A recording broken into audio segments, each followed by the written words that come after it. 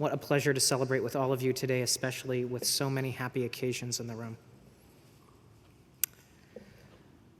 This week, and just this week, in our home, in our backyard, in the city of Chicago, the following people died of gun violence: Cordell Bass, Andre Carter, Ella French, Kenneth Harvey, Jeremy Head, Lazarick Jackson, Stephen Roberts, Tyran Seals, Daryl Willis, and 3 unknown, unidentified people who were also murdered. If you're like me, most of the time, you don't pay much attention. If you're like me, most of the time, you don't feel the weight of the loss. Even though you know it's happening in theory, it doesn't resonate as being personal. It's a problem, but it's not per se my problem. It's a loss, but it's not per se my loss. The overwhelming loss of life becomes background noise, so common that it's easy to ignore. We've become desensitized to murder itself. This week's Torah portion anticipates our apathy, our indifference, and offers a strange but poignant antidote. At the end of Parashat Shoftim, we hear of the ritual of the Eglah Arufah, the heifer with the broken neck. The Torah teaches, if someone slain is found lying in the open and the identity of the slayer is not known, the elders of your town should go out and measure the distance from the corpse to each of the nearby towns. The elders of the town nearest to the corpse shall take a heifer, which has never been worked, which has never pulled a yoke, and the elders of that town shall bring the heifer to a flowing wadi, which is not tilled or sown, and there in the wadi break the heifer's neck. Someone's been murdered. No one knows who pulled the trigger, whose hand directly led to that death. And so responsibility must be assigned. The elders of the town nearest to the death are held morally accountable. The Torah continues, then all the elders of the town nearest the corpse shall wash their hands over the heifer whose neck was broken in the wadi, and say this, Yadenu lo shafchu et hadam, ve'einenu lo ra'u. Our hands did not spill this blood, nor did our eyes see it. Following their declaration of innocence, the elders pray for absolution, and the Torah tells us the people are forgiven. What happened? What was that? How does this ritual of breaking a cow's neck resolve anything? For centuries, our sages have struggled with that question. The ritual of the Eglah Arufah is often known as one of the chukim, one of the laws in the Torah that we just can't understand. We can't get behind it entirely. And perhaps we can't really grasp the why behind each of the intricacies, but the gestalt of it, I think, is easy to get behind. Bottom line, when a person is murdered, none of us are innocent. The elders of the town have to proclaim their lack of culpability because it is not assumed. In the case of the loss of human life in our town, on our watch, on our clock, we are, all of us, guilty until proven innocent. Rambam, Maimonides, thinks the ritual was designed to flush out the murderer. He's a rationalist. He wants a rational explanation. By forcing this elaborately public moment, the guilty party was more likely to be identified. He says, "For it's the city that's nearest to the slain person that brings the heifer, and in most cases the murderer will come from that place.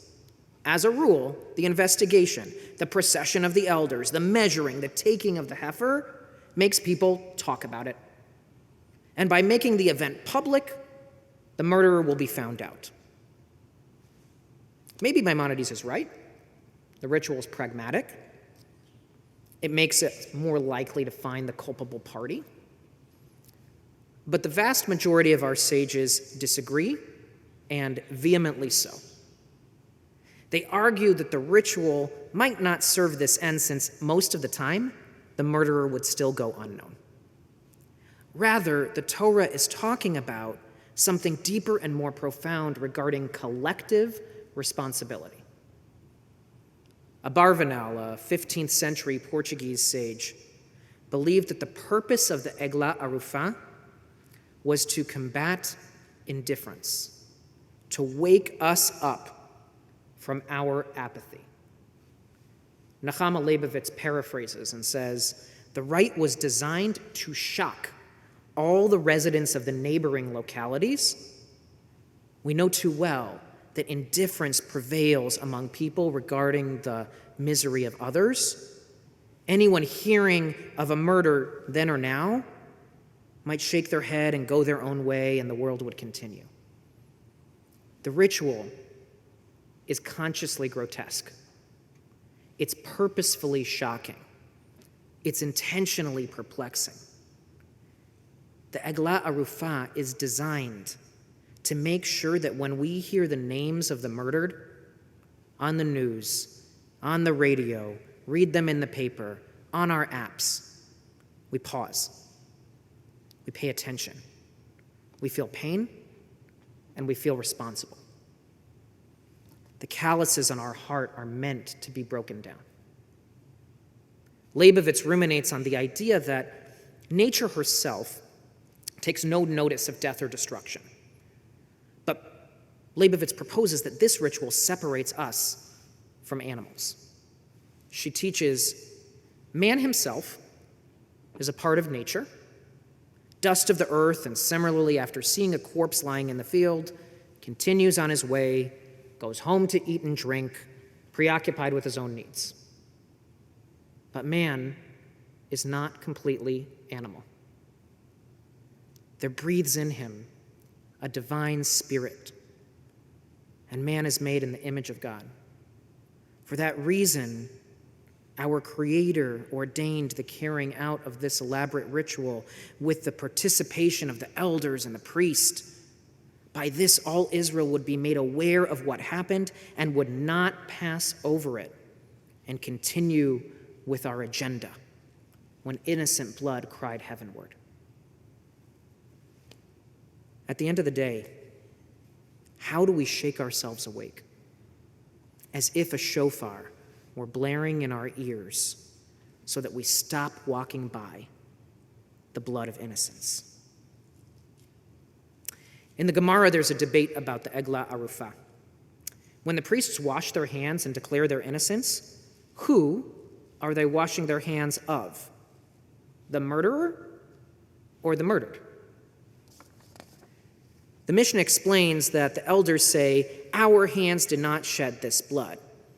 What they're really saying, according to the Mishnah, is, it's not the case that he came to us and we dismissed him, or that we saw him and let him go.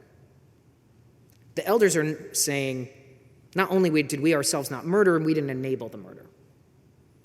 But when they say, we didn't dismiss him, we didn't let him go, which him are they referring to?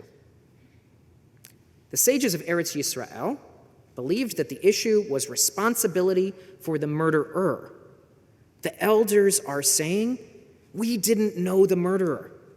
We didn't let him go. We didn't have warning signs. The counterfactual, of course, is that they might have been culpable for the murderer.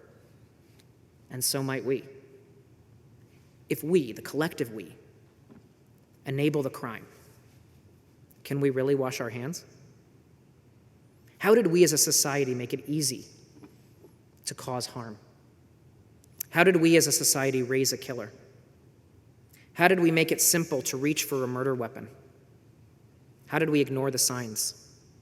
The wounded young man spinning quietly out of control. Did we stop and intervene before it was too late? Did we really do everything possible to stop him and show him a different path and help him heal? The rabbis of Babylonia understood it differently. They were concerned about our responsibility, not to the murdered, to the victim. We didn't know the victim, they say. We didn't send him into danger. We didn't have a chance to save him. The counterfactual is that they might have been culpable for not protecting the victim, and so might we. Rashi explains the concern that was in the Mishnah, where in the Mishnah they say, we didn't let him go without food. What does that have to do with anything?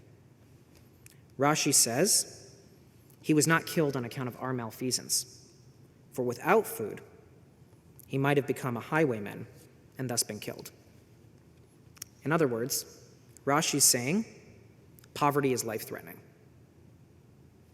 By virtue of allowing a person to sink into poverty, we limit that person's options and constrict them to a dangerous life, which might inevitably lead to their own death. For Rashi, if we have not prevented poverty, we cannot wash our hands of the murder. When we hear the names of those in our community, we have to ask ourselves, did we do everything possible to save a life? That was someone's son. That was someone's daughter. That was someone. To what extent are we, all of us, accountable for enabling or ignoring a system of interlocking obstacles that led to that death? The irony of a ritual about declaring innocence is that it serves to hold us all accountable. And as we enter the month of Elul, as we prepare for Rosh Hashanah, no message could be more pertinent for us. We are responsible.